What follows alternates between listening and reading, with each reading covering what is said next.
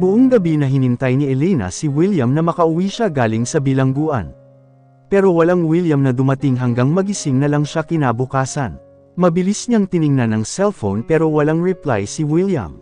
Ang dami na niyang text pero hindi naman ito makontak. Ano kaya ang nangyari kay Liam? Nagtatakang tanong ni Elena sa kanyang sarili. Sinubukan niyang tawagan sina Madam Glamorosa at Ricardo pero hindi rin makontak ang mga ito. Pagtingin niya sa orasan ay alas 9 na. Kailangan niya ng magmadali dahil alas 10 ang sinabing oras ni Paulo sa kanya. Nalungkot si Valeria nang malaman na hindi siya makakalaya, pero nagpapasalamat pa rin siya kay Elena na ginawa nito ang lahat upang madalaw niya si Lorenzo sa ospital.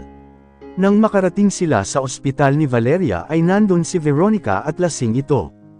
"Mommy, what happened to you?" Nagtatakang tanong ni Veronica na nahimasmasan sa kanyang pagkalasing nang makita si Valeria. Muntik na niyang hindi makilala si Valeria dahil mukha na itong kulubot at malnourished. "Veronica, nasaan ang daddy mo?" Tanong ni Valeria sa mahinang boses. Kahit pagsasalita ay nahihirapan siya. "Comatose pa rin si daddy," malungkot na sagot ni Veronica. Nang makapasok na sila sa room ni Lorenzo ay nakiusap si Valeria na gusto niyang mapag-isa. Lumabas naman sina Veronica at Elena. "Ang ganda mo ngayon, Sisi," nakangiting bati ni Veronica. Hindi sumagot si Elena at nanatiling nakaupo. Malayo siya kay Veronica, 4 na upuan ang pagitan nilang dalawa. "Wow, ang arte mo na talaga, Elena. Hindi ka na ma-rich. Ang yaman-yaman ng mama mo," muling paaring ni Veronica. Napailing si Elena. "Wala akong time sa mga patutsyado mo, Veronica. Ang dami kong problema," sagot ni Elena. "No, hindi ako nang aaway. I'm just telling the truth." "Buti ka pa. Ako, ewan ko kung saan patungo," biglang nalungkot si Veronica. Nawala ang ngiti sa kanyang labi at napalitan ng lungkot. Ang angas at ngiti na kanyang pinakita ay front lamang. Ang totoo ay napakalungkot niya. Napatingin si Elena kay Veronica. Mukhang stress ito at tila pasa ng buong mundo sa sobrang kalungkutan ng mga mata nito. "Walang nabuti sa akin, Veronica. Mas gugustuhin ko pa ang maging mahirap at kasama ang mabait kong mama." "Hindi ko kilala ang mama na kaharap ko ngayon," seryosong sagot ni Elena. "Oo nga, naging bruha ang mama mo ngayon. I mean, nag-iba talaga ang ugali niya." "Elena," sang-ayon ni Veronica. "Pero at least alam mo kung sino ang mga magulang mo. Ako, ay hindi ko alam kung buhay pa ba sila o patay na. Ang dami kong tanong kung bakit nila ako pinaampon," sabi ni Veronica. Ibang-iba na ito sa dating moldita at bully na Veronica. Ang nakikita ni Elena ay isang ordinaryong babae at bigla pang bumait tingnan ang ekspresyon ng mukha ni Veronica. "Bakit hindi mo tanungin si Tita Valeria mamaya?" suhestyon ni Elena. "Natatakot akong magtanong. Baka magalit si Mommy," sagot ni Veronica. "Sa palagay ko ay hindi. Ibang-iba na si Tita Valeria ngayon. Tulad mo na biglang bumait," giit ni Elena. "Haha, dahil wala na kaming pera, Elena. Pero moldito pa rin ako. Hahaha." Malakas na tawa ni Veronica. Napatawa na rin si Elena pero saglit lang at balik sa seryosong mukha. "I'm serious, Veronica. Mamaya ay tanungin mo si Tita Valeria. Alam kong sasabihin niya ang totoo," sabi ni Elena. "Okay. Thanks for the advice, Sisi." "Oops. Pwede pa ba kitang tawagin na Sisi?" nakangiting tanong ni Veronica. Napangiti rin si Elena. Pakiramdam niya ay nagkakilala sila ni Veronica sa unang pagkakataon. Sa isang iglap lang ay bigla silang naging magkaibigan. Ito ay pakiramdam lang ni Elena. Hindi niya alam kung tunay ba ang pinapakita ni Veronica o nagpapanggap lang ito. Dama naman niya ang sinseridad sa mga mata ni Veronica. "Oo naman, Veronica. Wala ka namang ibang sisi kundi ako lang," nakangiting sagot ni Elena. At biglang natahimik ang paligid. Naging awkward bigla ang kanilang pakiramdam dahil hindi nila akalain na magkakausap sila ng ganito. "Elena, si Veronica na ang unang bumasag sa katahimikan." "Bakit?" awkward na tanong ni Elena. "I'm sorry," sagot ni Veronica. "I'm sorry sa lahat ng ginawa ko sa'yo. Sana mapatawad mo ako, at sana maging magkaibigan tayo. This time, ay totoo na. Sincere ako sa paghingi ng tawad." "I'm sorry, Elena," paumanhin ni Veronica na labis na nalulungkot. Masaya naman kasama at kausap si Elena pero mas pinili niya noon ang mga walang kwentang kaibigan dahil sa inggit at selos. Ang buong akala kasi niya noon ay aagawin ni Elena ang lahat sa kanya. Siya ang legal na anak at tagapagmana ng mga Zamora. Ito ang tumatak sa kanyang isipan. Ngunit hindi niya inakala na siya pala ang illegitimate child. Isang malaking sampal ng katotohanan iyon sa kanya. Sino ba naman ang hindi magi gising? Ngayon ay gusto na niyang magbago at huwag ng late-teen o ay bully ang mga walang laban. Apology accepted. Mas gusto ko ang Veronica na nasa harapan ko ngayon kaysa sa noon na Maldita. Biro ni Elena. Kaya, sigaw ni Veronica. Nagkatawanan silang dalawa. Ganun lang ang nangyari at natibag ang malaking harang sa kanilang pagitan. Kumpleto sana ang saya ni Elena kung hindi nagbago ang kanyang mama. Kung sila ay nagkakasiyahan, sa loob naman ng kwarto ni Lorenzo kung nasaan si Valeria ay kanina pa nababalot ng pighati at luha. Walang humpay sa pagtulo ang luha ni Valeria nang makita ang lantang gulay na kalagayan ni Lorenzo. Ang dami niyang kasalanan sa asawa, pero nagmahal lang din naman siya. Pangarap niya talaga ang isang buong pamilya, pero hindi naman ibinigay sa kanya dahil isa siyang baog. Takot siyang hiwalayan ni Lorenzo kapag nalaman nito ang totoo, lalo na't may anak ito kay Evelyn. Araw-araw ay pinapatay siya ng selos at binubulag ng galit at inggit. Kahit ano ay ginawa niya na upang pahirapan si Evelyn at mawala sa Zamora Mansion. Pero nanatili pa rin ito kasama ang bastarda ni Lorenzo. Bastarda ang tawag niya kay Elena dahil hindi naman ito legal na anak ni Lorenzo. Alam niya na ito ang tunay na tagapagmana at tunay na anak. Pero bakit niya hahayaan na maging masaya si Evelyn habang siya ay nagdurusa? Para sa kanya, ay nararapat lang ang ginagawa niya. She's just fighting for the man that she loves and for the happiness that she built. At hindi niya hahayaan na si Evelyn at Elena lang ang makakasira nito. Pero sabi nga nila, what comes around, goes around. Tanggap niya ang karma niya. Pero hindi niya matatanggap na may mangyaring masama kay Lorenzo at kay Veronica. Sa isip niya, siya lang ang dapat na magbayad dahil walang kasalanan ang kanyang mag-ama. Lumapit si Valeria at naupo sa tabi ni Lorenzo. Umiiyak pa rin siya habang hinahawakan ang kamay nito. Lorenzo, ano ba ang ginagawa mo dyan? Kailangan ka ni Veronica, gumising ka na, sabi ni Valeria. Umaasa siyang gising bigla si Lorenzo pero walang nangyari. Mahimbing pa rin itong natutulog. You're not supposed to be there. Hayaan mong ako ang magbayad ng lahat, dahil kasalanan ko naman itong lahat. Nakangiting sabi ni Valeria na patuloy pa rin sa pag-iyak. Falem, Lorenzo. Mag-iingat ka. Alagaan mo si Veronica at ang iyong sarili ha. Ito ang huling katagang sinabi ni Valeria bago siya lumabas ng room ni Lorenzo. Hindi niya na nakita ang paggalaw ng mga daliri ni Lorenzo. Pagkagaling sa ospital ay inaya ni Elena sina Valeria at Veronica upang kumain sa labas. Hindi naman sa mamahaling restaurant pero masarap ang mga pagkain dito. Ngayon ay nakakapagkwentuhan na sina Elena at Veronica na walang halong paaring at pagkainggit sa parte ni Veronica. Habang si Elena naman ay comfortable na sa pakikipag-usap kay Veronica. Naluluha si Valeria habang pinagmamasdan ang dalawa. Bakit pinaabot pa niya sa malala ang relasyon ng dalawa? Tanong niya sa kanyang isipan. Na pwede namang magkasundo bilang magkapatid sina Elena at Veronica. Alam niyang isa rin siya sa nasamang impluwensya sa anak kung bakit lumaki itong bully at mapagmataas. Nasa huli man ng pagsisisi ay masaya pa rin siya na nagkaayos na sina Elena at Veronica. Napansin naman ni Elena ang naluluhang mga mata ni Valeria. Tita Valeria, okay lang ba kayo? May nararamdaman ba kayong masakit? Nag-aalalang tanong ni Elena. Okay ka lang mommy? Napatanong na rin si Veronica. Napangiti si Valeria. I'm okay. It's just, hindi ko naisip na magkakabonding tayong tatlo ng ganito.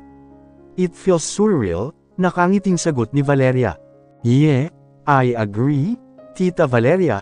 Sang-ayon ni Elena. Naku, mas lalo naman ako. Si Veronica, sana ay magpatuloy ang magandang relasyon sa pagitan ninyong dalawa. Huwag na kayong mag-away ha, bilin ni Valeria. Parang kinilabutan bigla si Elena na hindi niya maintindihan. Siyempre naman, Tita Valeria. Huwag ka na ring mag-alala. Kukulitin ko ng kukulitin si Mommy para palayain ka na. Konting tiis na lang, pangako ni Elena. Salamat, Elena. Napakabuti mo talaga. Pasasalamat ni Valeria. Paano naman ako? Marteng tanong ni Veronica. Nagkatawanan na lang silang tatlo. Ang kanina pa sa di kalayuan na si Evelyn ay hindi may pinta ang mukha sa sobrang inggit. Hindi niya maintindihan ng anak kung saan ito nagmana. Nakipagkaibigan pa talaga sa mga taong nanakit dito. Galit na nagmarcha si Evelyn papunta kina Elena. Ay, may bruha, sigaw ni Veronica nang makita si Evelyn sa kanilang harapan.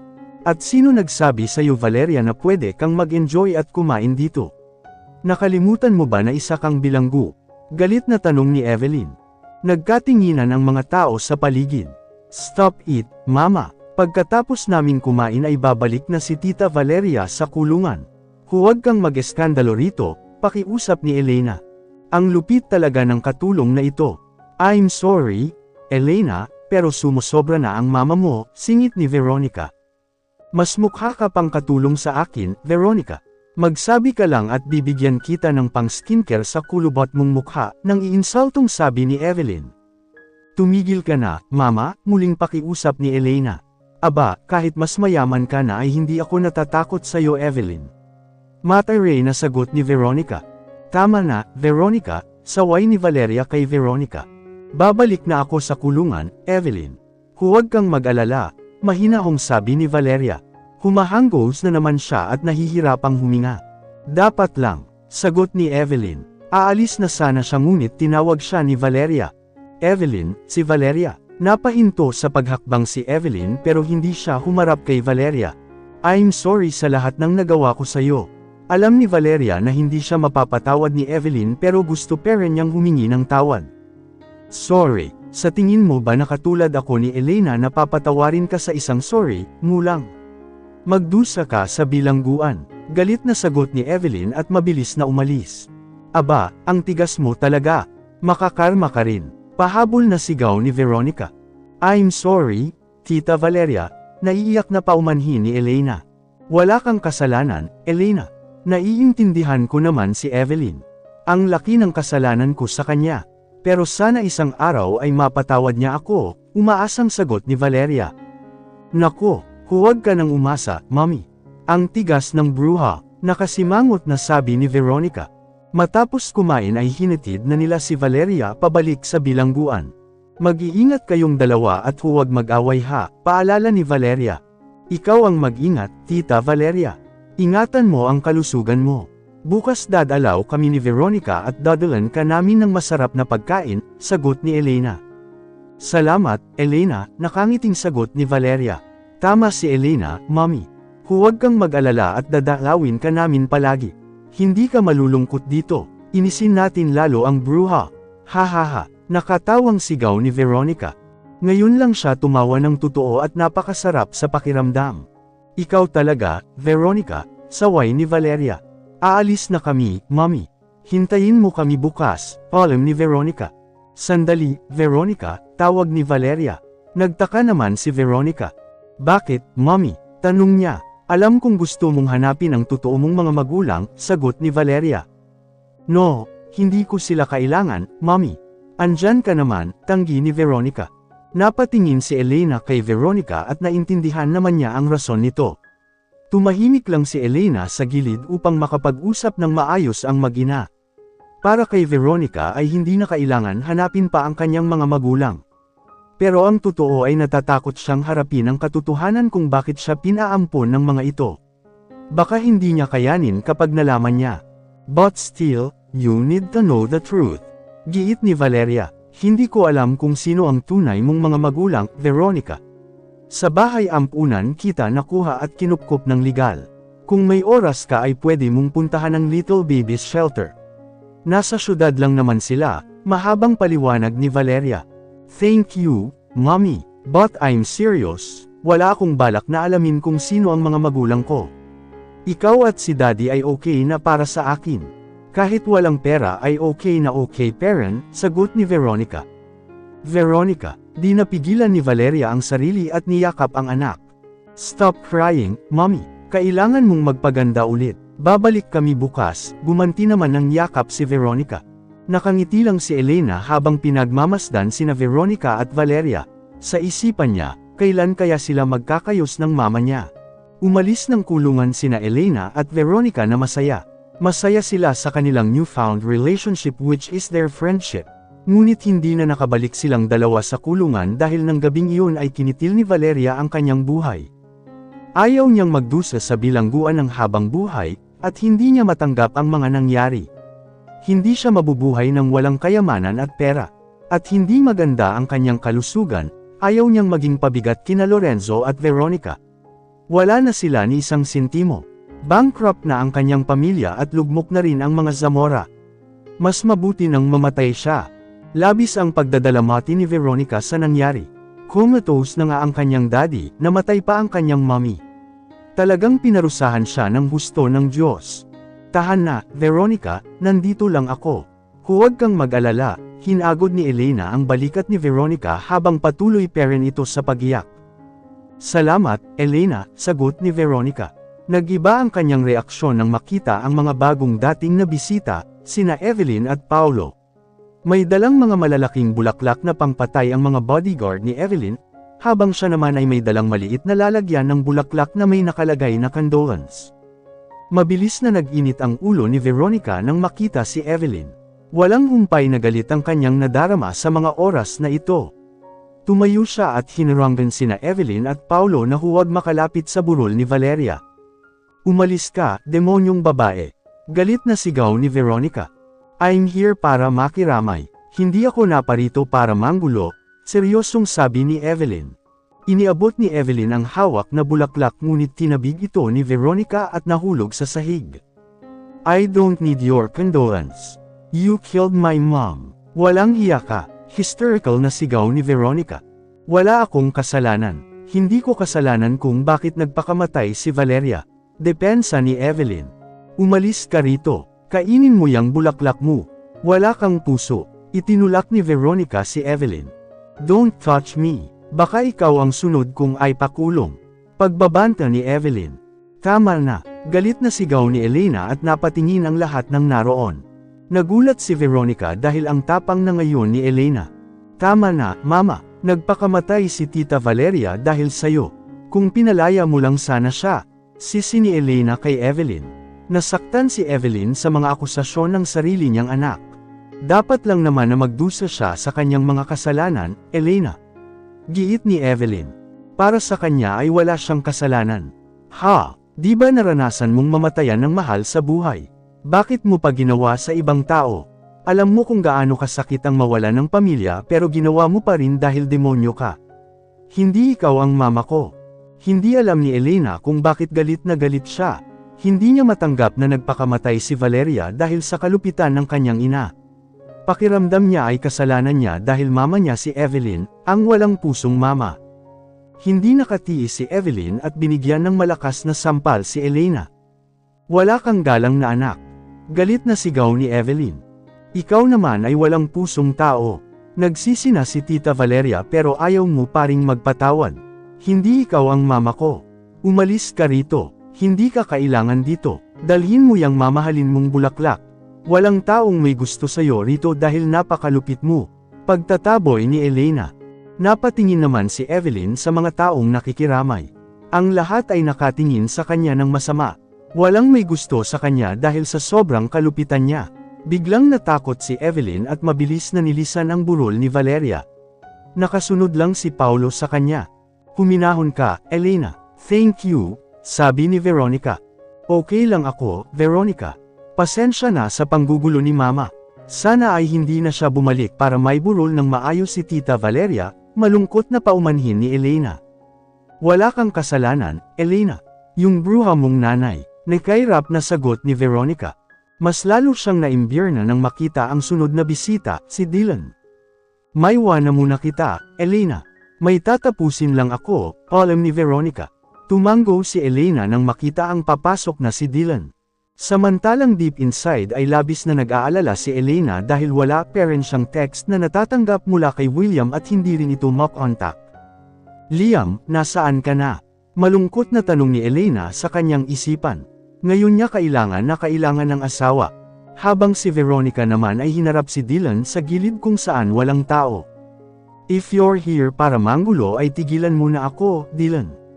I already signed the annulment. Huwag ka nang magpapakita pa sa akin. Mamaya ibibigay ko sa'yo, sabi ni Veronica na medyo pumiyok ang boses. Pero pinigilan niya, dahil alam niyang pagtatawanan lang siya ni Dylan kung iiyak siya.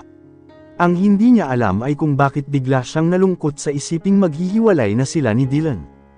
Then Gray, masayang sagot ni Dylan, "But I'm not here for that. Gusto ko lang makiramay sa pagkamatay ng mami mo.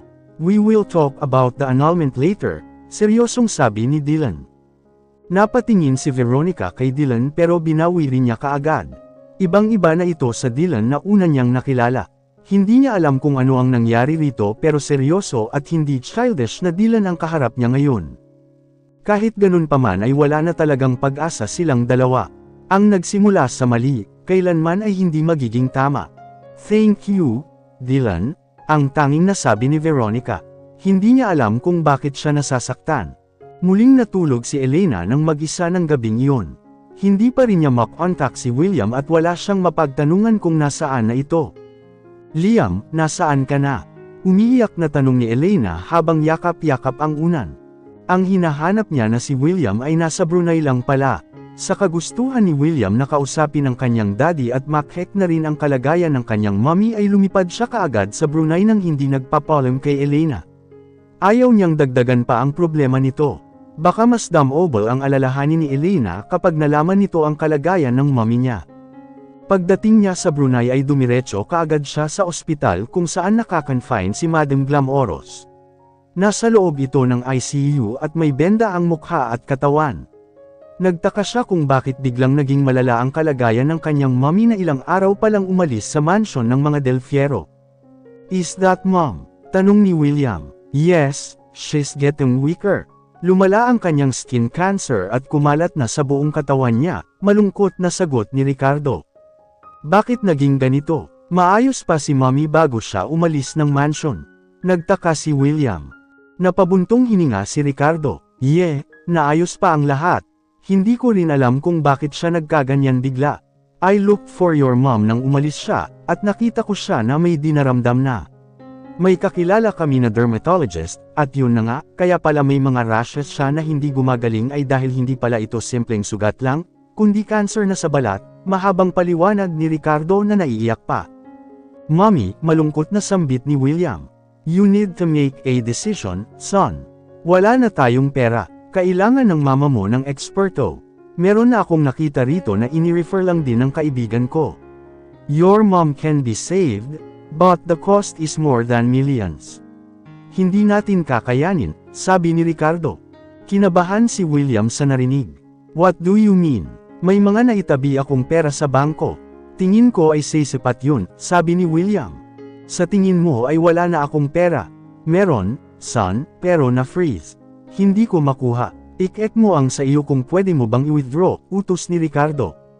Tinawagan naman ni William ang bangko kung saan naroon ang pera niya, ngunit naka-freeze din ito. Hindi niya rin pwedeng makuha. "What is happening?" May pagtatakang tanong ni William. "Lucian is fighting till the end. I'm sorry, son, hindi ko kayang labanan ng mga laksamana." Halos lahat ng bangko sa buong Pilipinas ay sila ang nagmamay-ari, o kung hindi man ay sila ang mga investors. "Nahihirapan ako pero mas pipiliin ko ang kaligtasan ng mommy mo," mahabang paliwanag ni Ricardo. "And what she wants?" Seryosong tanong ni William pero may hula na siya kung ano ang gusto ni Evelyn. "Gusto niyang hiwalayan mo si Elena." "I'm sorry, son," malungkot na sagot ni Ricardo na napahagod sa kanyang noo. "Damn!" galit na sigaw ni William. "I will come back. I need to think, Dad," alam ni William at mabigat ang loob na nilisan ang ospital. Lutang ang isipan. Natagpuan na lang ni William ang sarili sa isang pribadong club na umiinom. Kanina pa text ng text at tawag ng tawag si Elena sa kanya, pero hindi niya ito masagot. Ano ang sasabihin niya? Ini-off ni William ang kanyang cellphone. Gusto niyang makapag-isip pero wala naman siyang maisip. Bullshit! Napasigaw si William sa sobrang frustration. Pareho niyang mahal ang kanyang mama at si Elena. Bakit kailangan pa niyang mamili? Bakit? Hiyaw niya sa kanyang isipan. Elena, desperadong sambit ni William. Babe! Boses ng babae ang tumawag sa kanya. Napalingon si William ngunit napasimangot din nang makita kung sino ang tumawag, ang gold digger ex-girlfriend niyang si Annalyn na iniwan siya dahil sa pera. "It's you, William," sigaw ng babae at patakbong lumapit sa kanya. Yayakapin sana siya nito pero umiwas si William. Wala siyang oras makipag-flirt at ito ang pinakaayaw niyang gawin. "Ay, ang arte naman," reklamo ng babae at inayos ang kanyang nagusot na buhok. "Leave me alone, Annalyn. I don't have time for a gold digger like you," seryosong sabi ni William at muling uminom. Marami na siyang nainom pero hindi pa rin siya malasing. Gusto niyang makalimot pero wala, ang problema ay nandyan pa rin. "Ouch! It hurts. Naging gold digger na talaga ako sa paningin mo, babe," sagot ni Annalyn habang hawak ang kanyang dibdib. "Nasaan ang bruha mong fake sister, ha? Kung hindi dahil sa kanya, hindi tayo maghihiwalay, babe." Galit na sigaw ni Annalyn. Napatingin lang si William sa kanya habang patuloy sa pag-inom. Wala siyang interes sa mga sinasabi nito. Masakit ang ulo niya sa kakaisip kung paano malulutas ang problema niya. "Babe, kausapin mo naman ako," pakiusap ni Annalyn at napahawak sa braso ni William. Iwinaksi ni William ang kamay nito. "Don't touch me. I'm already married. Leave me alone," pagtitiyak ni William. "What? Kailan ka pa nag-asawa? Sino? Kanino?" sunod-sunod na tanong ni Annalyn. "Please, leave me alone. Unless you have millions of money to lend me," walang ganang sagot ni William. "Ha? Bakit kailangan mo ng millions of money? Madami kang pera," nagtaka si Annalyn. "It's none of your business. Leave me alone while I'm being nice," muling sabi ni William. "Grabe naman, ngayon nga lang tayo nagkita ulit. Wala akong millions, but soon magkakaroon ako kapag nagpakasal na kami ng fiancé kong businessman," sabi ni Annalyn. "You heard it right. I'm getting married, kaya wala akong interes sa'yo, William.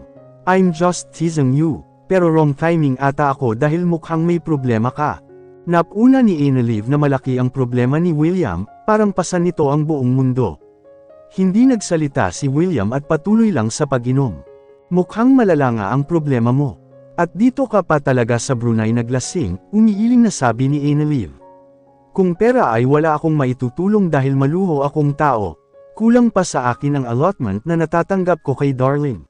Pero kung may maitutulong ako sa ibang bagay, I'm willing to help. Para makabawi naman ako sa mga nagawa ko sa iyo noon," alok ni Annalyn. Napatingin si William sa malayo. Kahit pigain niya pa ang kanyang isipan ay wala pa rin siyang maisip na tamang desisyon, kundi isa lang. At it breaks his heart into pieces. Isipin pa lang niya ay parang pinapatay na siya. Ang sakit-sakit. Bakit nakilala ko pa si Elena kung ganito lang pala ang kahihinatnan? Mapait na tanong ni William sa kanyang isipan. Napatingin siya kay Annalyn. She's perfect for his plan. "You can help me," sabi ni William. "Sure, and what is it?" Curious na tanong ni Annalyn. Hindi niya lubos maisip kung ano ang problema ng isang William Chase Del Fierro. Nasa kanya na ang lahat ng yaman. "Babae," biglang naitanong ni Annalyn sa kanyang isipan. "Listen," sagot ni William. Pagkatapos nilang mag-usap ay nagpaalam na si Annalyn. Dahil changed woman na siya, kailangan niyang sabihin ang lahat sa kanyang fiancé na si Darling tungkol sa gagawin niyang pagtulong kay William. Mahal niya ito at ayaw niyang magsinungaling. Baka ikasira pa ng kanilang relasyon tulad ng nangyari noon sa kanila ni William. Napagdesisyonan niyang tulungan si William hindi lang dahil gusto niyang makabawi, kundi dahil gusto niya talaga. Challenging ang gustong ipagawa ni William sa kanya, at she's very excited about it. Nagpakalasing si William buong gabi at nilunod ang sarili. Ngunit walang ibang laman ng kanyang isipan, si Elena lang. Nakangiti ito sa kanya habang tinatawag siya. "I'm sorry, Lil," bulong ni William at hindi niya napigilan ang pagtulo ng kanyang mga luha. Maya-maya lang ay nilamon na siya ng kadiliman at mahimbing na natulog habang laman ng kanyang panaginip ay si Elena lamang. Napailing at napabuntong hininga naman ng malalim si Ricardo na kanina pa binabantayan ang anak sa di kalayuan. Hindi niya alam kung tama ba itong ginawa niya, ang sakta ng kanyang anak.